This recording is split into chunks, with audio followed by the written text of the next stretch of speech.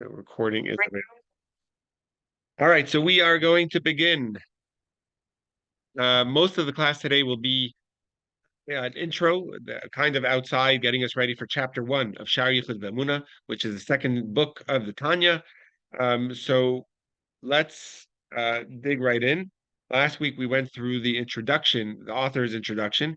Today we're going to try to get through the Alter Rebbe's title, what he gives as the goal of the book, and an overview of chapter 1.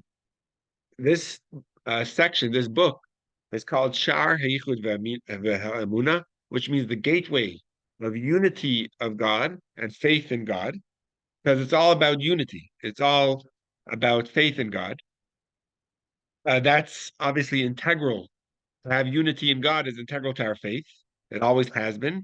But when we understand it through the Hasidic lens, which is what we're going to do in the Tanya, we're going to see a much deeper perspective of this unity of God. What does it mean to have a unity in God and to have faith in God?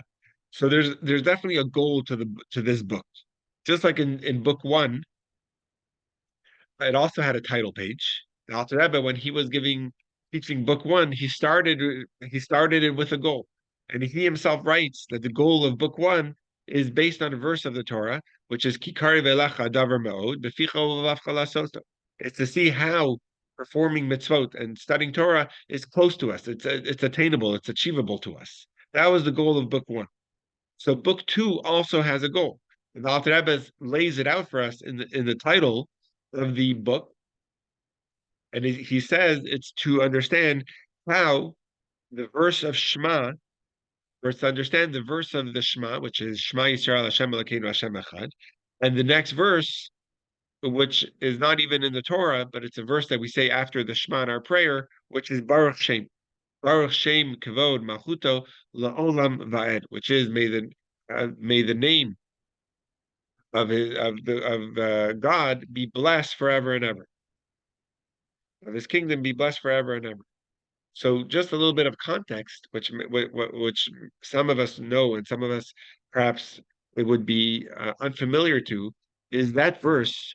And let's see, Vivian, are you familiar with that verse of Baruch Shem? Yeah. So it's a very famous verse. We sing it in in the Shema, but traditionally it's actually said quietly. Yeah. Unless it's Yom Kippur, then we say the Shema and the Baruch Shem out loud. But on a regular day, we sing the Shema out loud, and the verse Baruch Shem we say quietly. So, Steve, you're for sure familiar with that because, in Shul every Shabbos, that's how we do it. But Yeah, Michelle, were you familiar with that idea that the first verse of the Shema we say out loud, and the second one we say quietly? Yeah, but I go to shul regularly. Okay, so you're familiar with that idea of the Baruch Shem, which is cool. So I just want to give you the background of why that is. Why do we sing the Baruch Shem? Sorry, the Shema, but Baruch Shem we say quietly. So I just want to give you the background of Baruch Shem. It's pretty cool. If you look in the Torah, in the book of Deuteronomy, Sefer Devarim, chapter 6, verse 4, it says the verse Shema. But the next verse, which is verse 5, it says Ve'ahavta. So that middle verse of Baruch Shem is actually not in the Torah. So where is it? So originally, it was first said by Yaakov or Jacob, our forefather, on his deathbed. He calls in his 12 sons. He wants to give them a blessing. He wants to tell them the end of days when Mashiach is going to come. And he stops. He was like, I can't say it. Why can't I say it?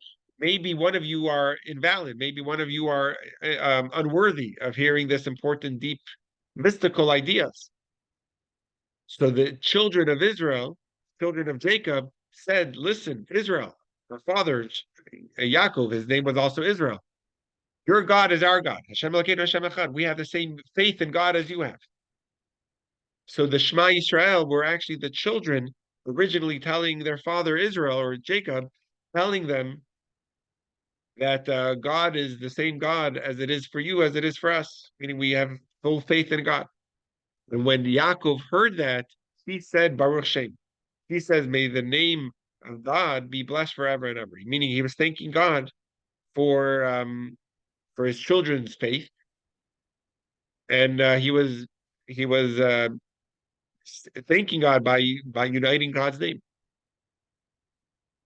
Later on, a couple hundred years later, as Moshe ascended the heavens to receive the Torah,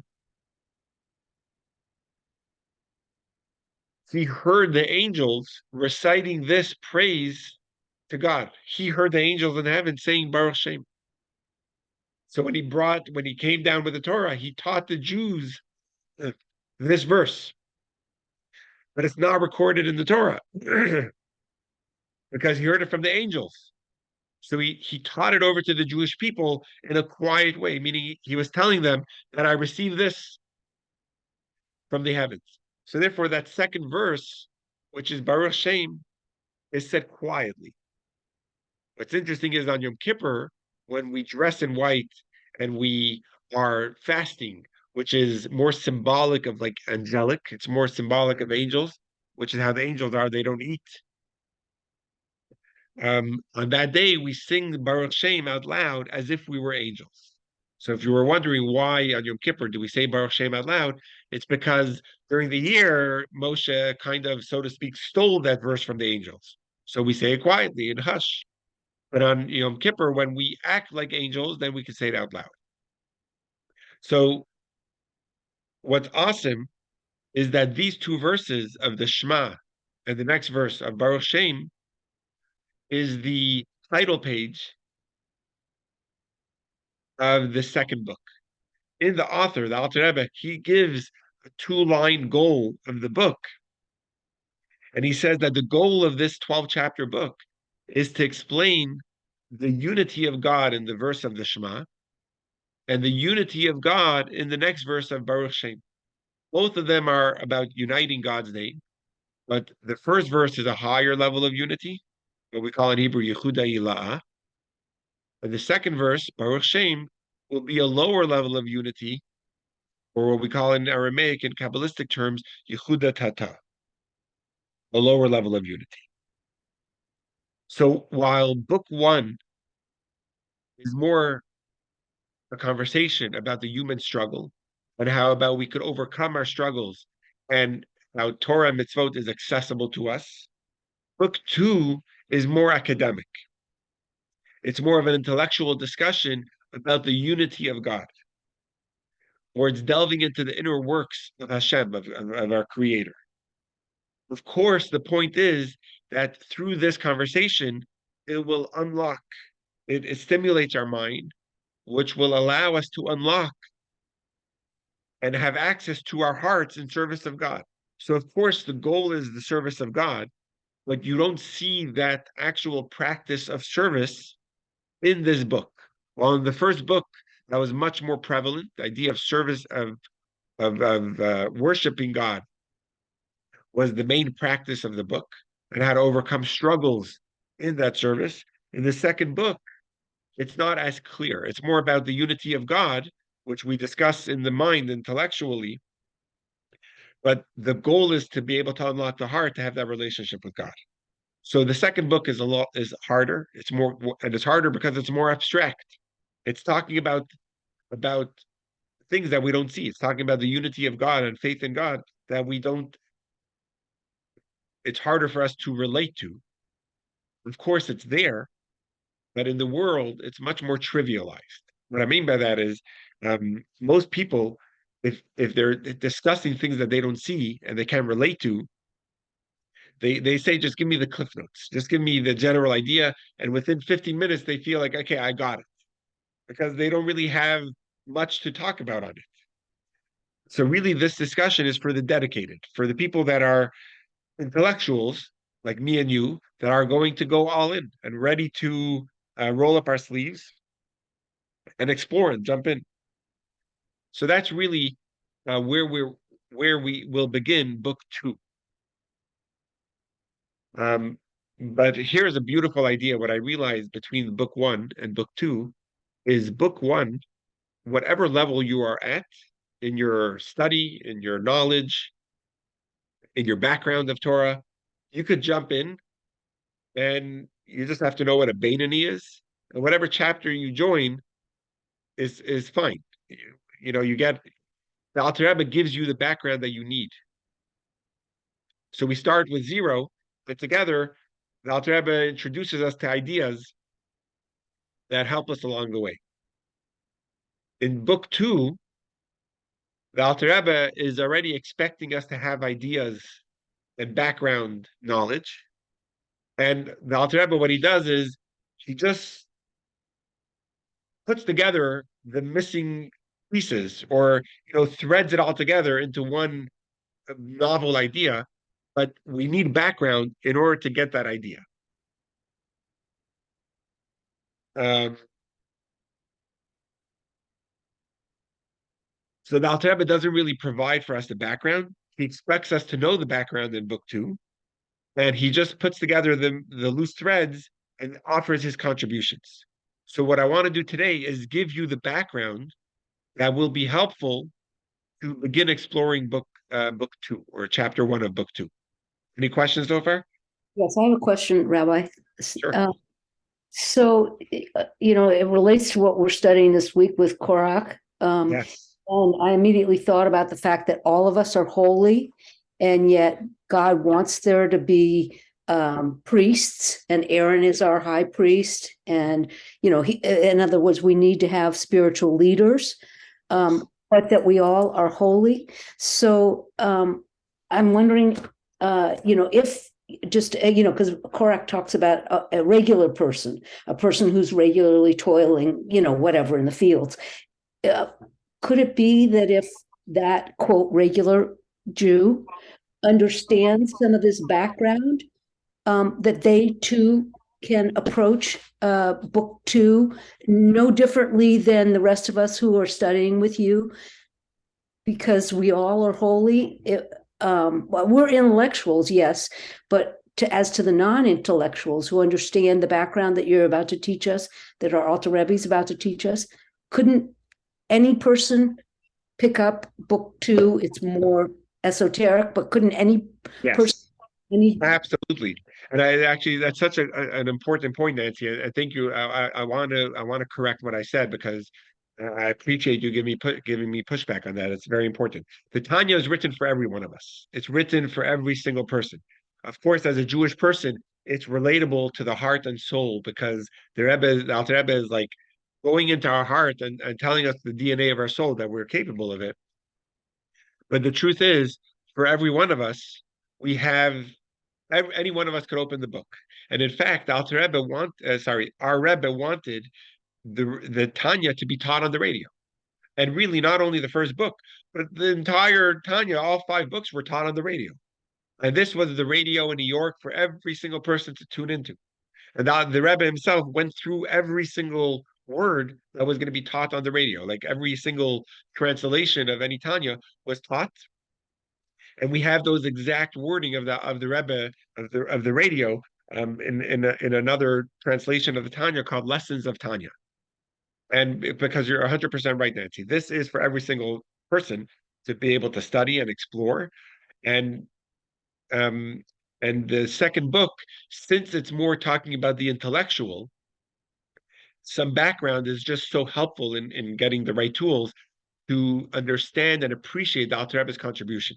So the Alter Rebbe's contribution here is novel. In chapter one, which we'll probably get to inside next week, it's so novel, but to appreciate it, the background will just help us, guide us along. Okay, so let's get some background. You ready? So we're going to go through a few points in the background. Number one is that faith, it's such an interesting idea when we talk about faith. And I want to poll our students today. Is faith a commandment? Is faith a mitzvah? When a person has faith, is that a commandment that they are fulfilling?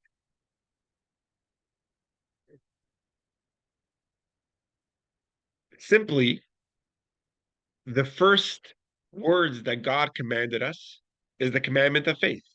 The opening verse of the Ten Commandments, which is taken from the book of Exodus, which God says, I am your God that took you out of Egypt.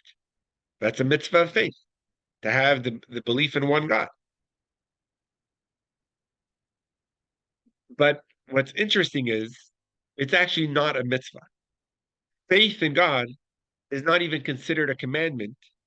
It's actually considered a super commandment or a super mitzvah. Um, I'm gonna maybe better than the term a super mitzvah. It's a pre mitzvah. That might be a better terminology because in order to come to do any mitzvah, it starts with a faith in God. So faith in God is not even a mitzvah; it's a super mitzvah. It's the subconscious of every mitzvah we do. It's coming from a place of faith in God. You believe in God, and therefore you do the mitzvah. So really, it's the prerequisite to any mitzvah that we do. It's coming with faith. So faith itself is not even a mitzvah in the Torah; it's a super mitzvah, which is kind of an awesome idea.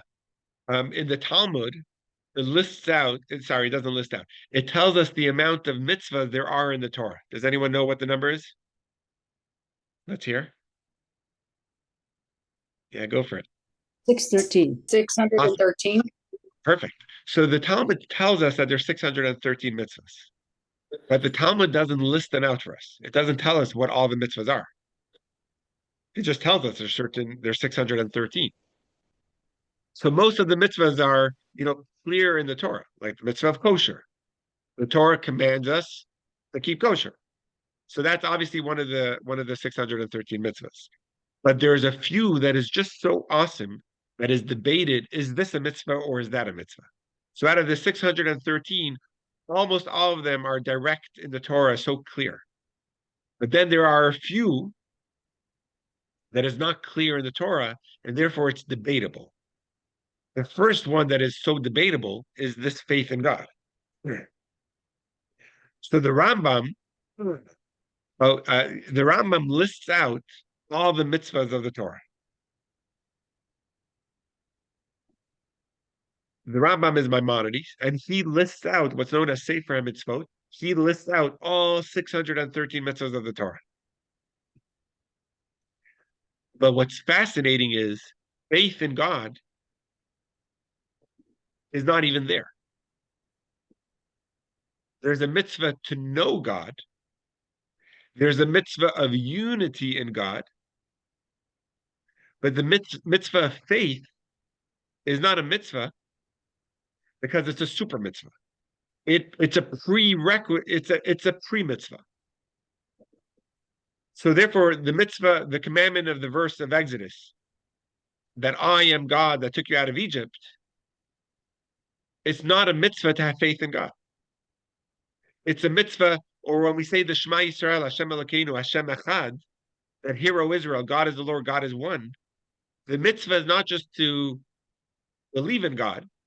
The mitzvah is to unite God's name, or to believe in the oneness of God.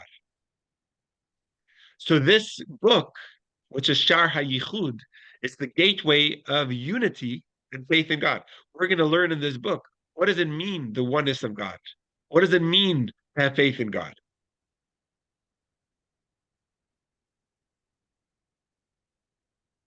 The Abarbanel, which is a commentary on the Torah, he lived in the 15th century in Spain, if I'm not mistaken. He says a thought-provoking statement. He says that, I have to unpack it myself, but I'll just tell you the words that he says is, presuming that belief in God is a mitzvah already presumes the belief in God. So you don't need a mitzvah to believe in God. Just from doing a mitzvah, you already believe in God. So it's a pre-mitzvah. Belief in God can't be a mitzvah because to do a mitzvah, you already believe in God. So it's a pre-mitzvah or a super mitzvah. It comes before the mitzvahs. So therefore, the Rambam says to believe in God is not the mitzvah. The mitzvah is to know God.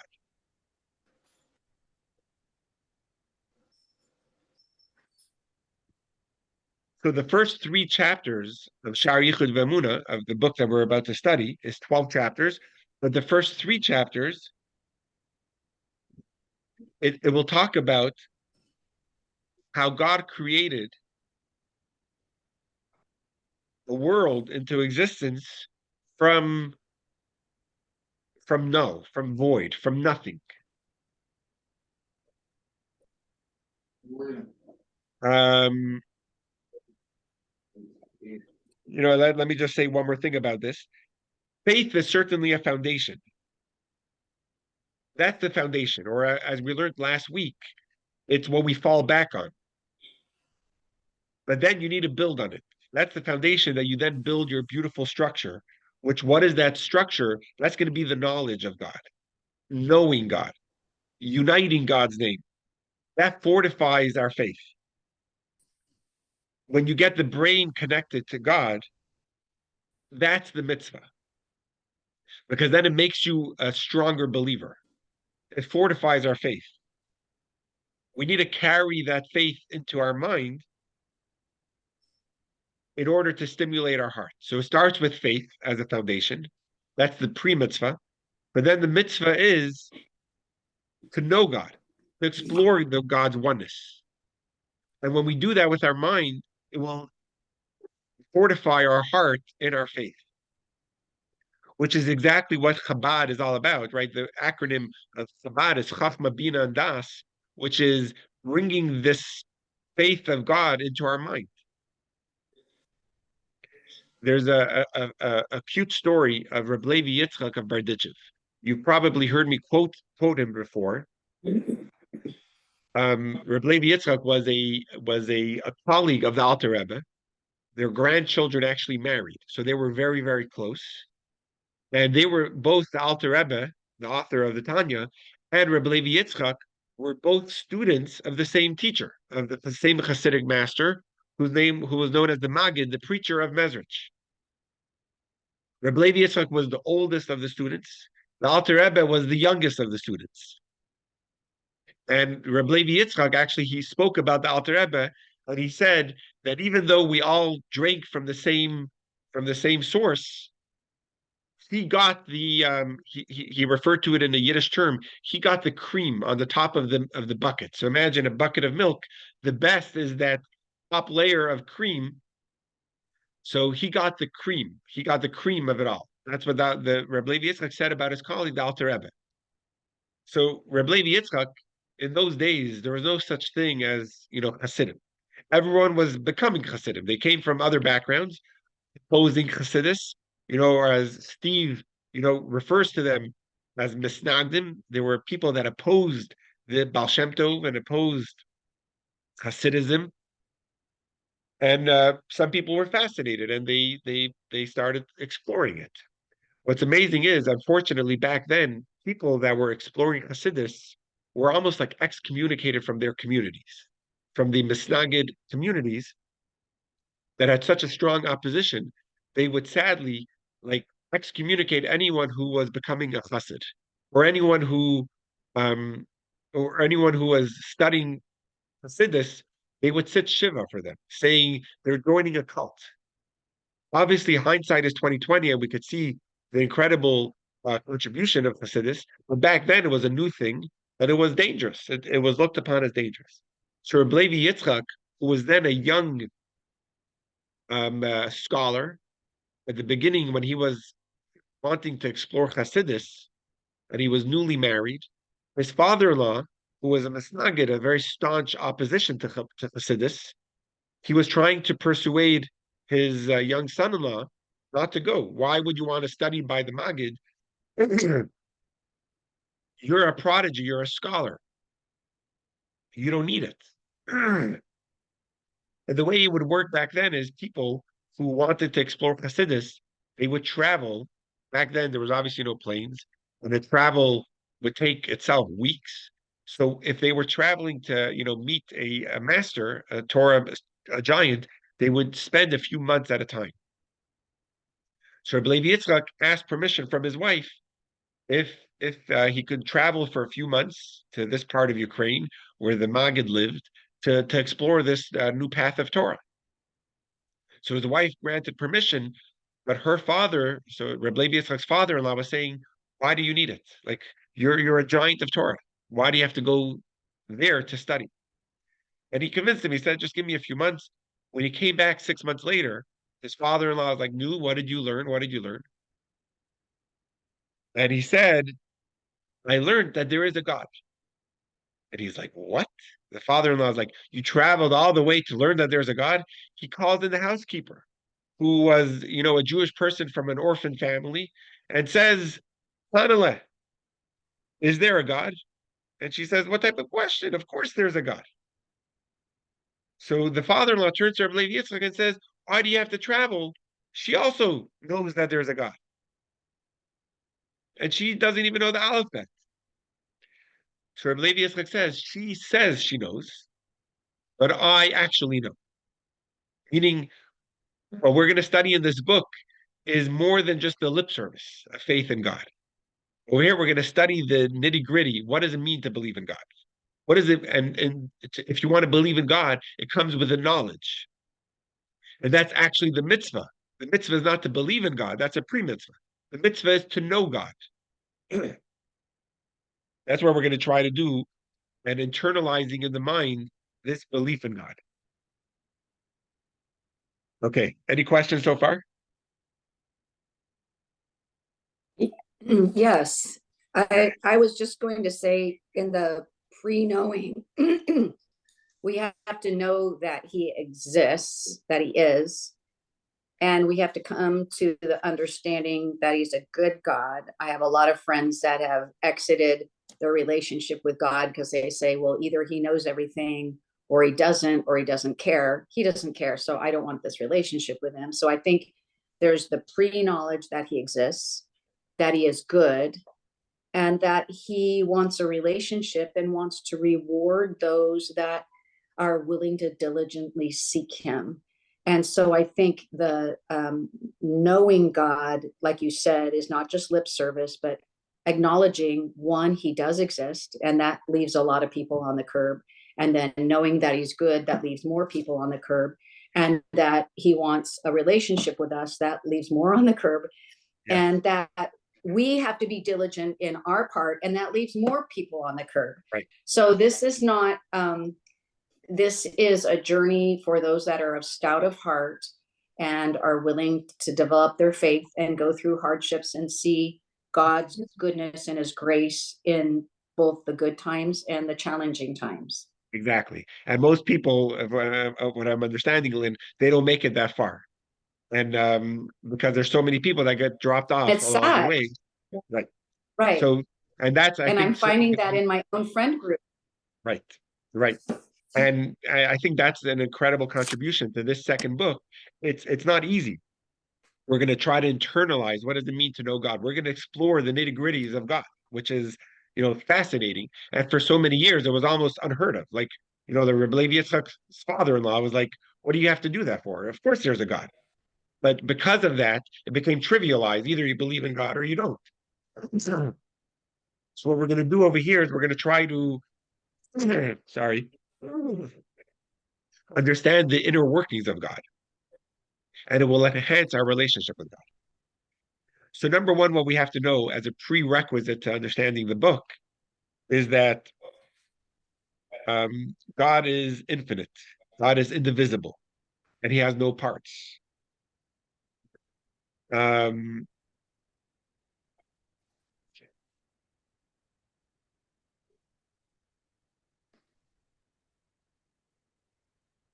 so we're going to try to engage our mind in understanding.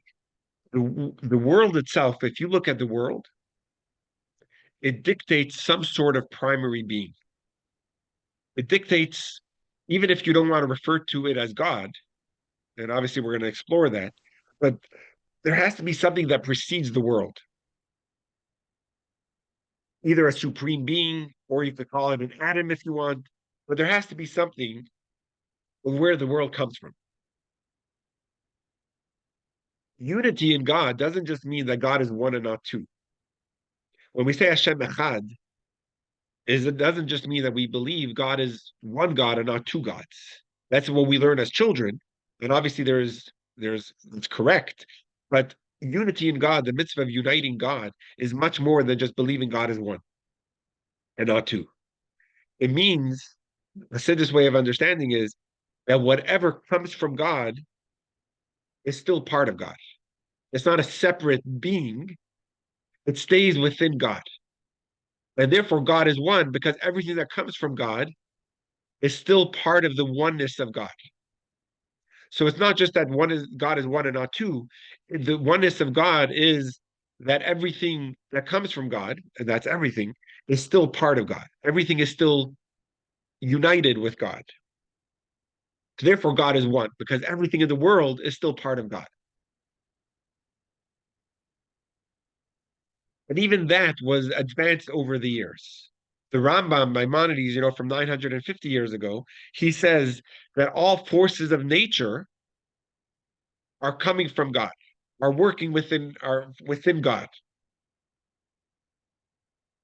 The Arizal, Rabbi Isaac Luria, from 550 years ago, he says that all tools of creation, whether the angels or the sun and the moon, they're all working in harmony with each other because they're all coming from God.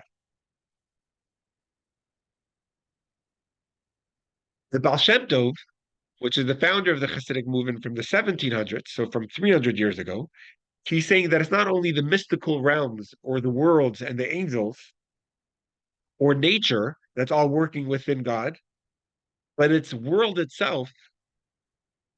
The world itself, the way we know it, doesn't exist. Every organism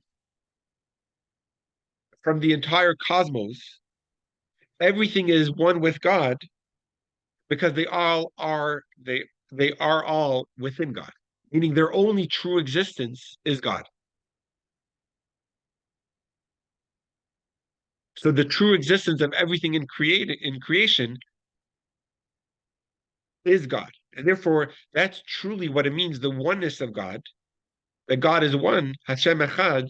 It means that everything is part of God. Everything is within God. Everything in the world is within God. Because if you look at God as a creator,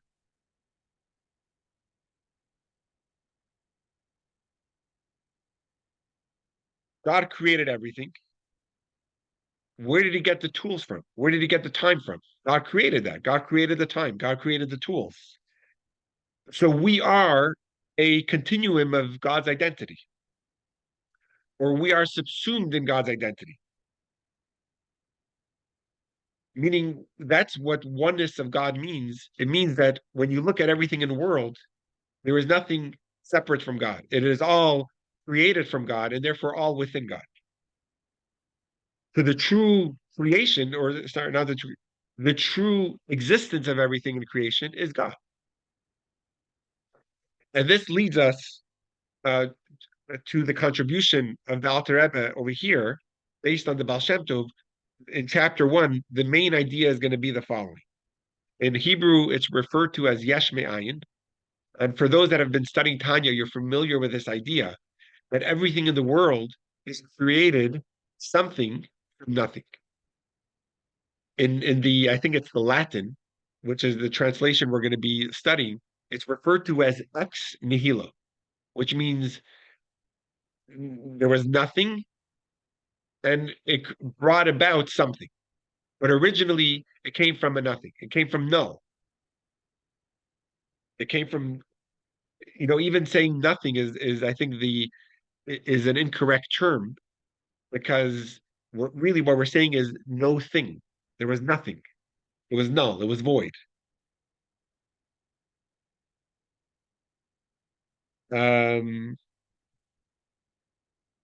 so Rabbi, there many, was a yeah, gal that was on my trip, and yeah.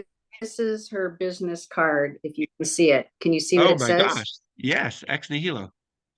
No way.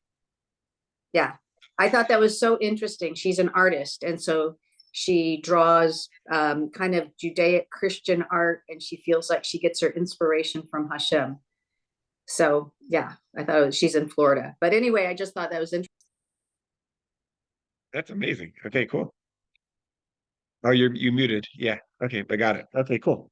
The idea of belief in God already from Aristotle could have existed.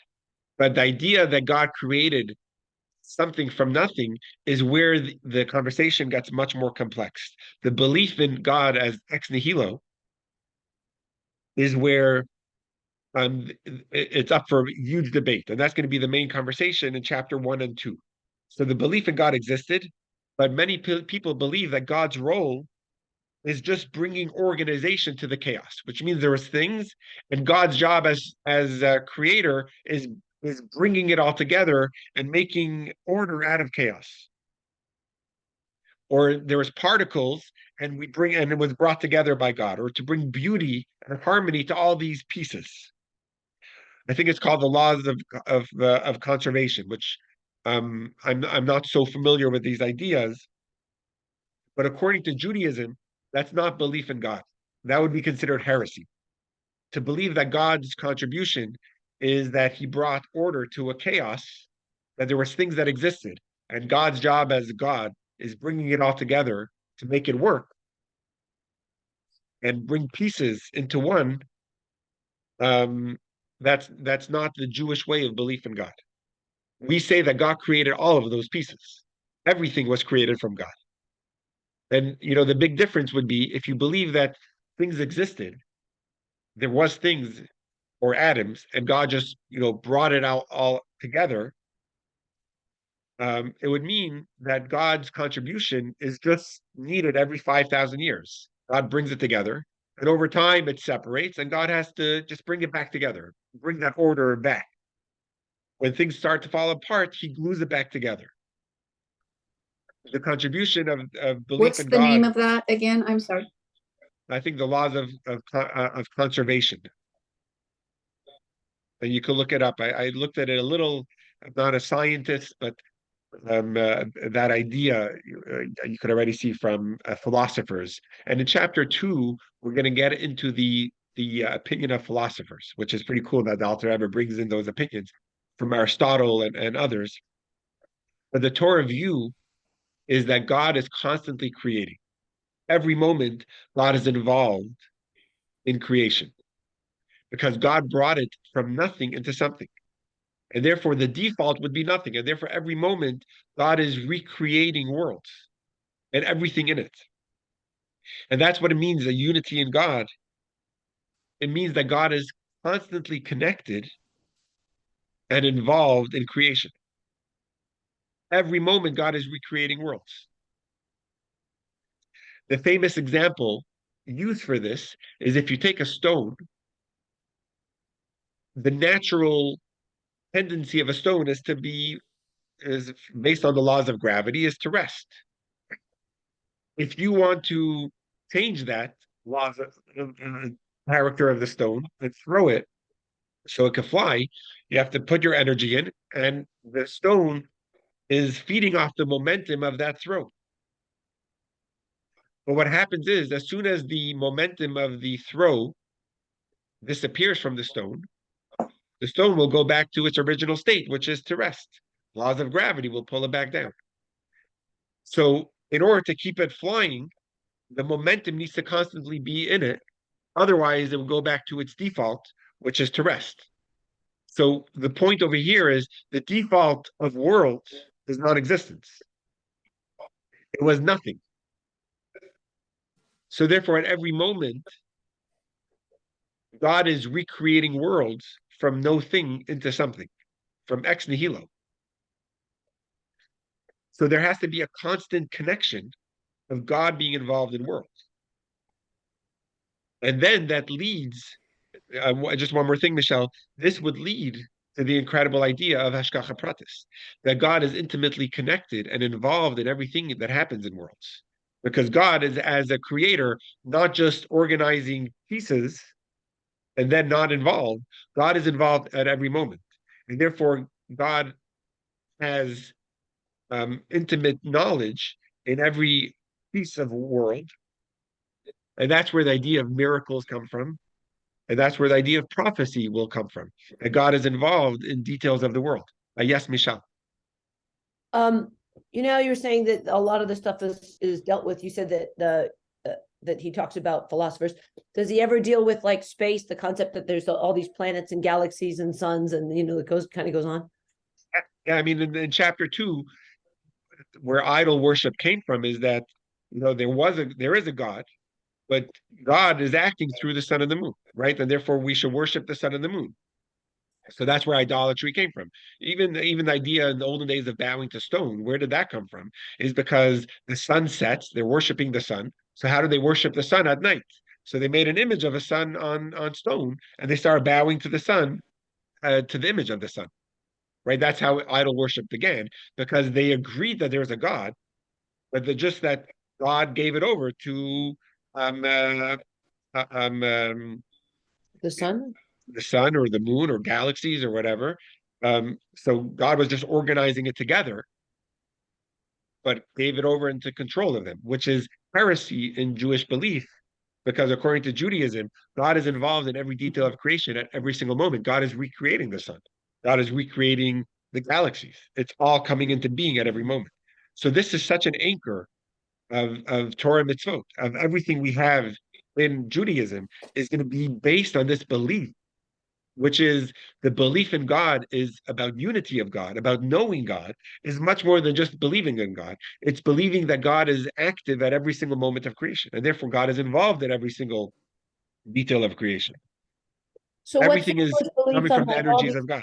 galaxies Go way ahead. the heck out there? Like, do we not have an opinion, like if there's life or what type of life it is, if it's similar to us? And did God create Adam and Eve the same way, like on other, on other planets? And then Sometimes, we get you know, it's different. so interesting. I would say, by the way, just Michelle on that, I was just researching that idea.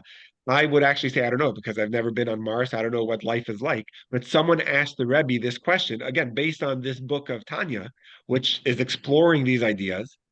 And the author and the Rebbe actually says there is life on other planets.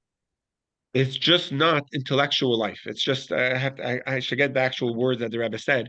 It's not a life where they live with free will, which means life could exist, but free will is for us human beings because that's where God puts the Torah mitzvot. If life existed there with free will, Torah mitzvot would have been there as well. But it So there might is be life on not other in our planets. galaxy. Like, I don't mean so much planets in our galaxy, but Okay. there's, I don't know if there's an infinite number of galaxies or if there's like a billion. I don't know. But the thing is, there might be humans and there might be Torah and mitzvot there. God might have done that too, just to see, well, what happens if, what happens in the Garden of Eden if, if they make a different choice? Or if God does it differently, or what if he doesn't do flood everything with Noah's Ark, then what, Right. So in chapter 2, where he brings in the opinions of philosophers. So right now I'm just giving you like a general idea. We're not going to answer all these questions, but in chapter 2, it'll be like understanding the philosophers' views will help us understand what belief in God means according to Judaism. So over here is just like, the intro, and there's, I think this introduction will just bring up more questions and answers, but we didn't yet even begin inside, right? This is just a little bit of background to see where we're getting to.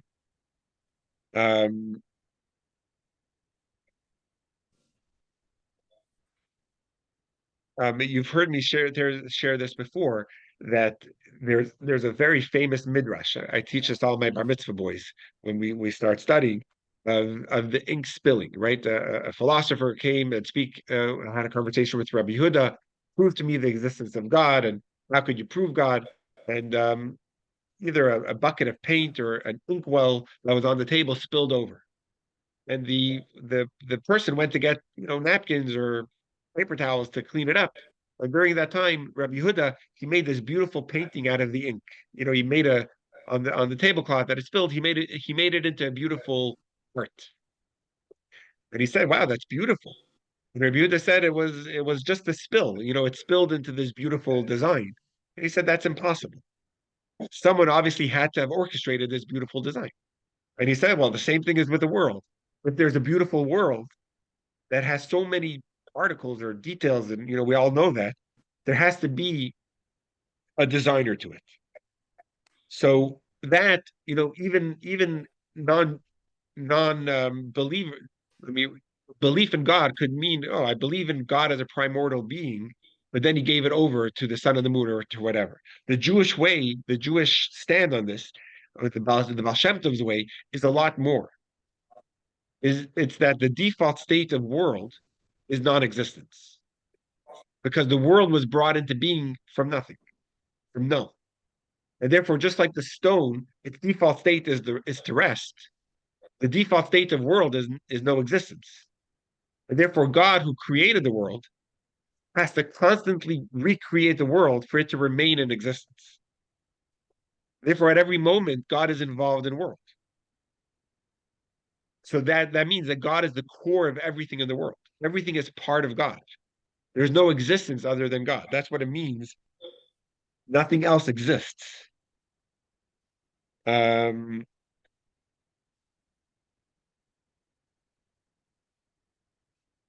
so it's. Let me So just I go have back. a question. Yeah, sure. So Newton brought up the clockmakers or watch theory of how the universe began. So God started it, but then it runs down. And so that's why we see the theories of thermodynamics. Yes.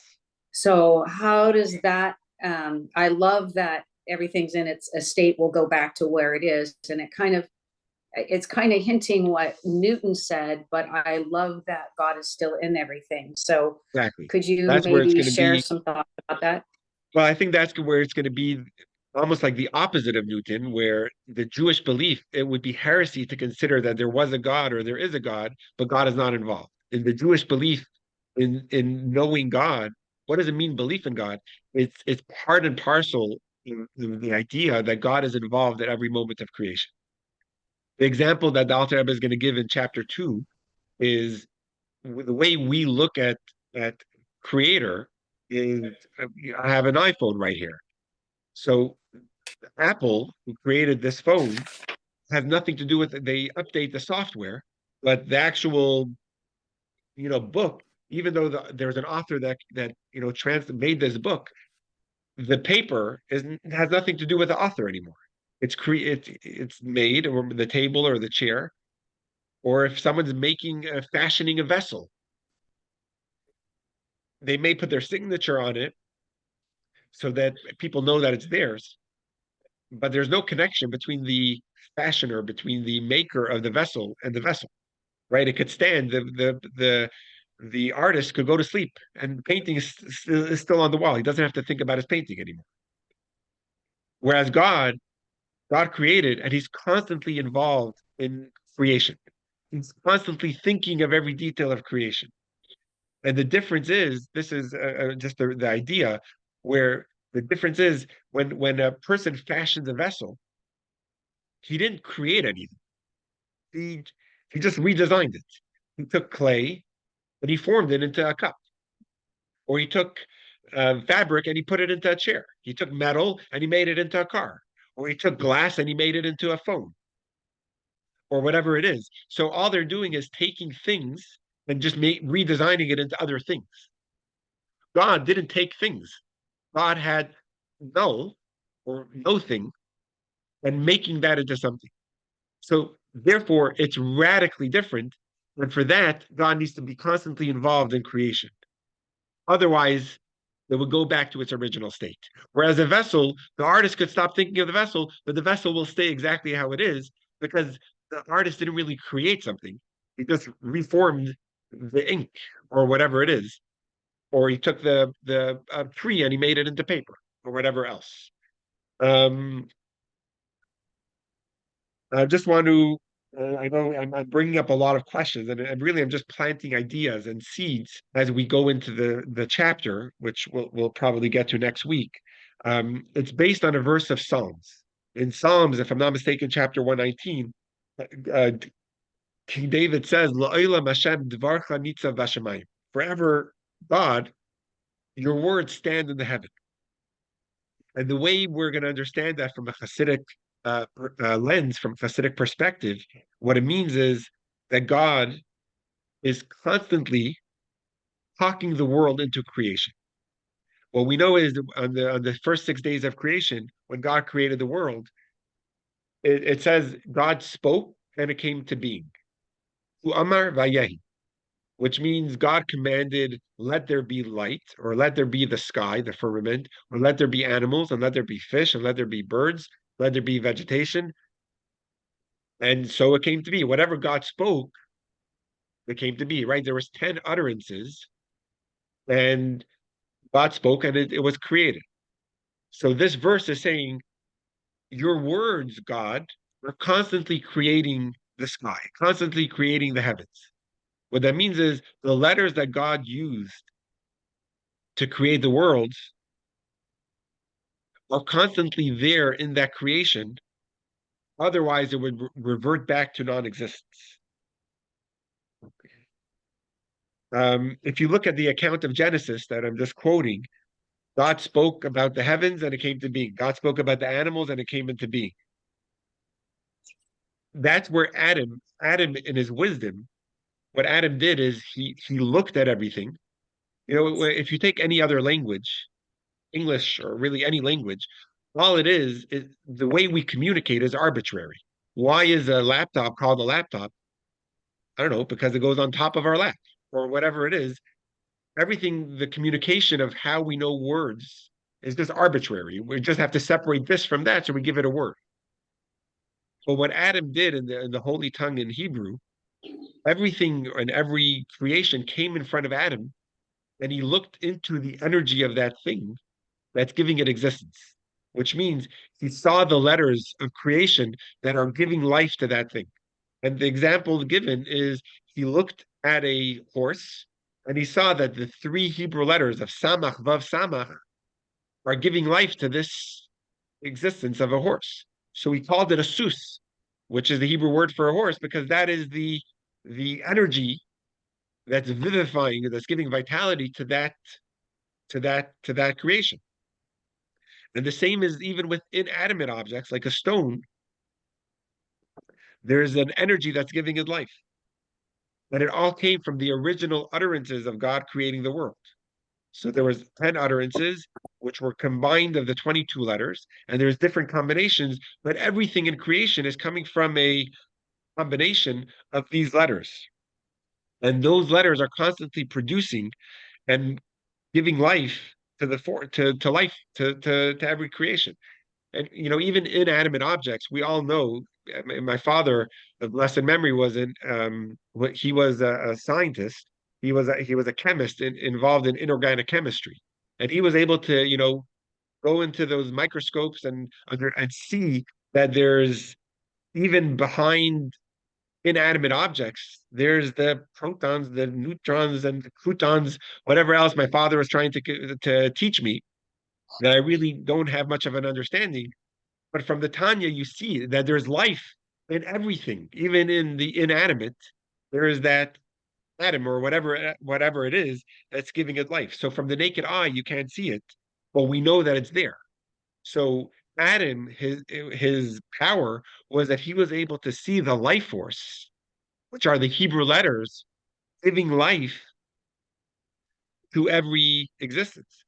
It's almost similar. It says when a parent has a child and they give a name to that child, people would sometimes come to the Rebbe and they would say, "What should we name our child?" And the Rebbe says, "I can't answer that because divine intuition is given to parents to name their child, and it's specifically the Hebrew name that they give that has the life force of their child carried in there." So I know for me, I was just called to do a shiva. I did a shiva for 7 days in the evenings for a family. And, when we were talking on the phone, they said, "You are our Menachem." They were talking to me. Menachem means comfort.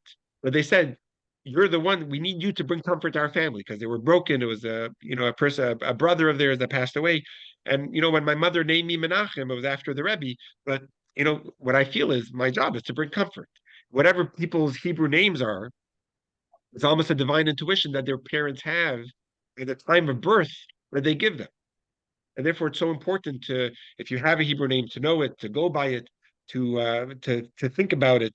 But Adam, that's what he was able to do. That was the contribution of the wisdom of Adam. He was able to name everything based on the energy that they had. And that's really the beauty of Hebrew language. When people come to me and they ask me what language should they pray in, really the answer is they should pray in any language because you have to understand what you're saying. But at the same time, there is something beautiful when you pray in Hebrew because there's a certain potency in those Hebrew letters. It's almost like you're partnering with God creating the world using those letters that you're pronouncing during prayer. And therefore, of course, pray in any language, but also try to make the attempt to learn Hebrew and to say certain paragraphs, like the Shema would be a good example of trying to say it in the Hebrew, or the Moda Ani, because even just utilizing those Hebrew letters has that power of creation that you're doing. So anyway, just back to the point over here, I'm getting a little off topic. God is constantly involved in creation through these letters that God used originally to create the world. And at every moment, the world is constantly being recreated through those energies, those Hebrew letters that are the deeper creation that's vivifying that entity. I'm getting pretty, deep over here. God willing, next week we'll get into the text and try to understand it. But Can yeah. can I ask a question, Rabbi? Um, so we said in book one that there's a spark of divinity within all of us. Yeah. It seems to me there's actually a spark of divinity in every human being, not just a Yes. Jew.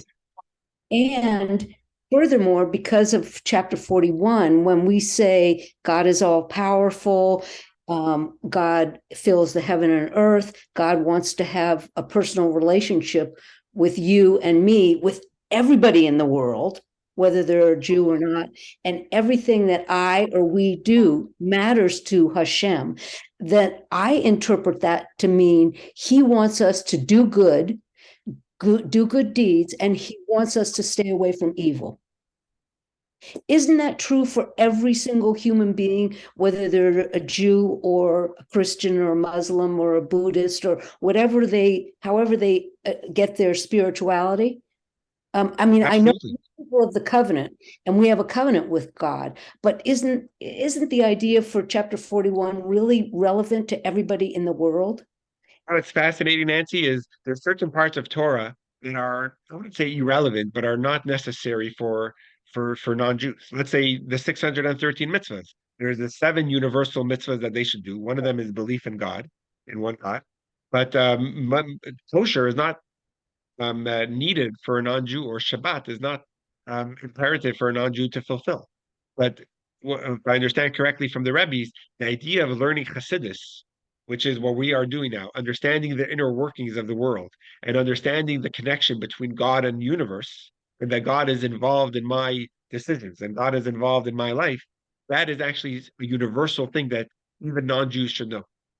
And therefore, for that reason, I get invited to speak at the Good Shepherd Lutheran School or at the Presbyterian Church, and I'll take that initiative to speak with them, not about convincing them to keep Shabbat or to put on tefillin, because they don't need to. It's not only they don't need to, they shouldn't, because it's not their role or mission that they are given.